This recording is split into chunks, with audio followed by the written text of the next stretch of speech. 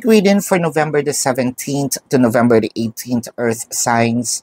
So, parang meron ditong agad offers of communication para magkaroon kayo ng union, offers of communication para magkaroon ng harmony, offers of communication para mag-apologize. Although, kahit nandoon itong communication na ito, it might not going to happen face-to-face, ha?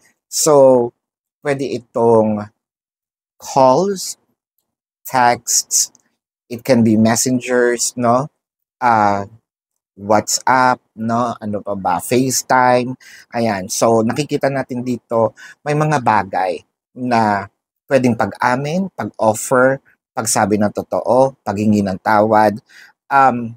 Hindi man ito, face-to-face, katulad ng sinabi ko, pero direkta yung message na gusto kong humingi ng tawad, gusto ko sana na ipagpatuloy ang ating relasyon. So yung mga ganung bagay, mafe-feel mo naman, no? Parang naririnig mo rin yung boses nila, the way how they deliver the message. So this is your quick reading, Earth signs, for November the 17th to November the 18th. Predicting future is my purpose. Yelling the stars align.